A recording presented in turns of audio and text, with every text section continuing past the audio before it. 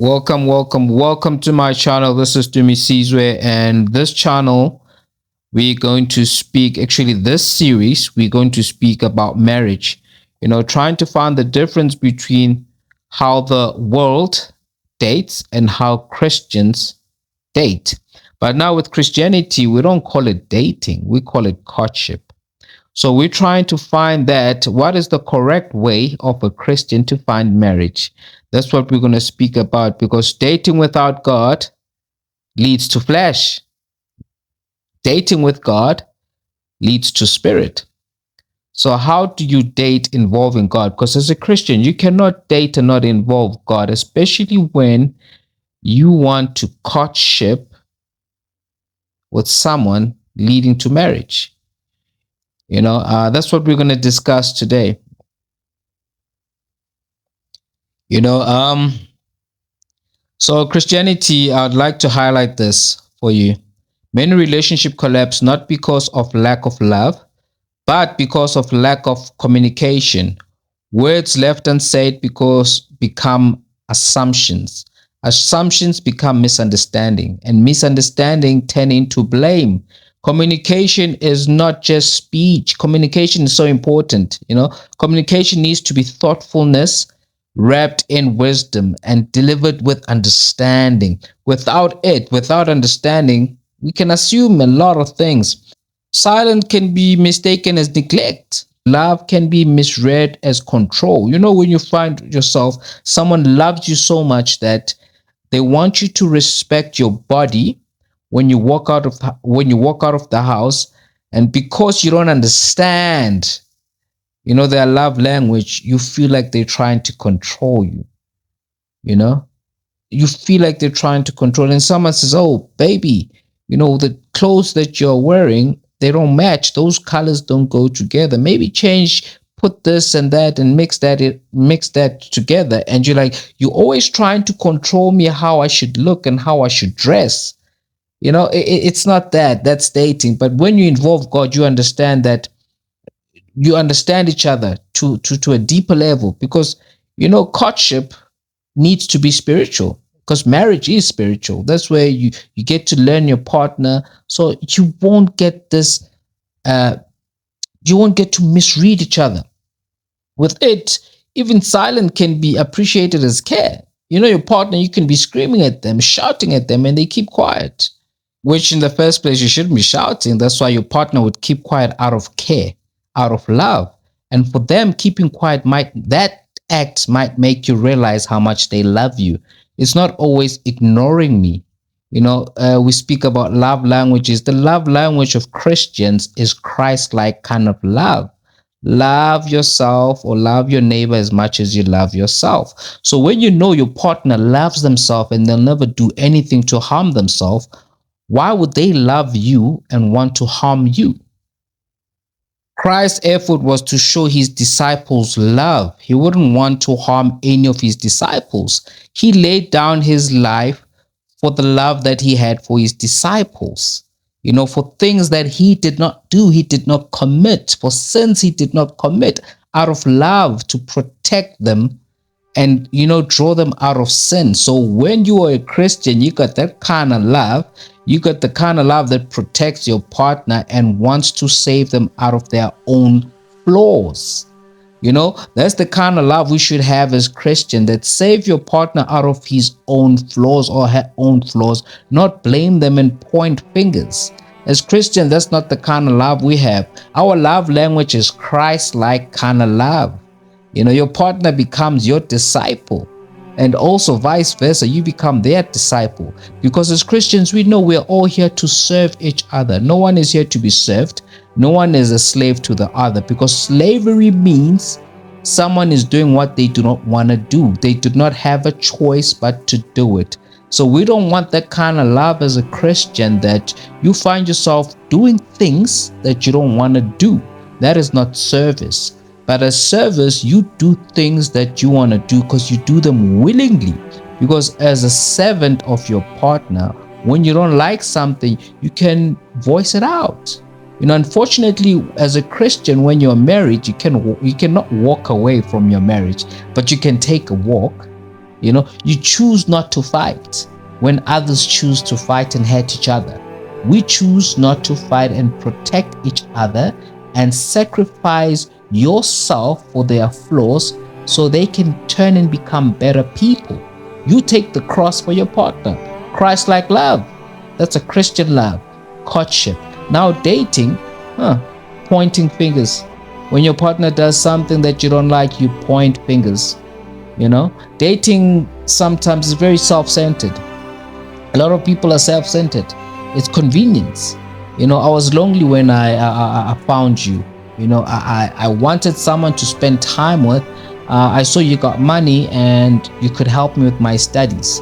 That's the world's dating. It's always or almost selfish.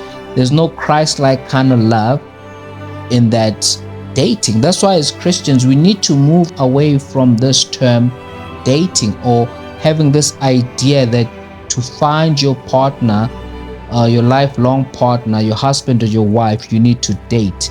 No, it's courtship. There's purpose to it. You got a prayer life, there's accountability, there's boundaries, and there's sacrifice. Good sacrifice, not bad sacrifice. Sacrifice to protect your partner at all times. Unlike dating, where it's human-led, where anything is possible. So that's what we're discussing today. Men are called to pursue. We cannot run away from that. Even when you're a Christian, as a man you are called to pursue, and as a woman you are called to prepare. So pursue, go out there. Go out there, work for your family. Go out there, provide for your family. You're a provider as a man. You provide a good life for your family. And that's why men are called to pursue, and women are called to prepare. Man gives you food, you prepare it to a meal. Man buys you a house, you prepare it and make it a home. But in today's life, we live in the 22nd century. We are both working, but that standard does not change. Men need to protect, they pursue, they need to provide. Women need to prepare. God didn't ignore women in marriage. Don't forget that, because when we read the Bible, we think marriage is just about the man. No, it's about both. God did not ignore the woman. He honored them by preparing them or comparing them to the very bride of Christ, the church. The things we do for the church, we look after the church, we clean the church, we go to the church in praise and worship to get together. That's what a woman is in a household. That's what a woman is in a household. That's why God says, he who finds a wife finds what is good and receives favor from God. He who finds a wife finds what is good and receives favor from God. Finding a wife is a beautiful thing. You find favor from God because you can multiply. You can have your own kingdom. You can have someone who's going to support you, prepare for you. That bubble bath, prepare for you a meal, prepare your kids. Their body is already prepared to carry your seed, to grow your kingdom. So you find something good. That's why as Christians, we need to learn that no sex before marriage is so important. That's why you will understand what is that good thing. It does not say find something perfect. It does not say find what is flawless. It says finds what is good. Because in marriage, all the things that you desire in life, in marriage you don't have to crave them. You already have them. God does not take away the fun from life, but he says do it orderly. There's no need for you to watch things that arouse you, that turn you on. Your wife is right there. Even with your wife, her who finds a man, or her who is found by a man, must be prepared. That's why women are called to be prepared, to be found, prepared to nurture, prepared to be able to care for your man, to be able to edify, to add value to your man's life. Not you wanting him to add value to your life and spending for you and making your life easy and become your slave. God did not call man to be slave to woman, and God did not call woman to be slave to man. So in the world, we find relationships enslave one partner or the other. But with Christians, we don't have to enslave anyone because we are both out there to serve each other. We need to understand this about marriage in Christianity. And marriage in Christianity is the most beautiful covenant. But you need to understand there's a difference between dating and marriage. So in the world, the race is done after you marry me. I need to prove myself to you while we are dating. I need to give you my all while we are dating. And we are doing this out of fun. Imagine you are having fun and at the same time proving yourself to this man that you can be a good wife. You are having fun proving yourself to this woman that you can be a good provider as a man. And she finds someone else who provides better than you and she leaves you. And he finds someone who gives it to him better than you, then he leaves you. What was all that for? Then you jump from one man to the next, behaving like he's your husband, and you behaving like she's your wife, but you're not even close. There's no purpose to it. There's no purpose to dating, but driven by physical attraction. That's why dating is full of hurt. Dating today has created so many single parents.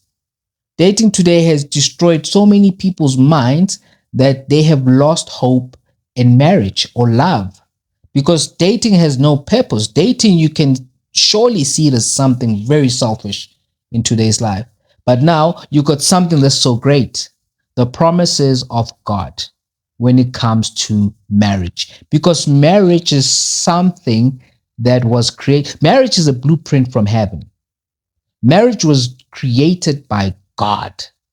Marriage is the fullness of finding out and realizing God's love for humanity.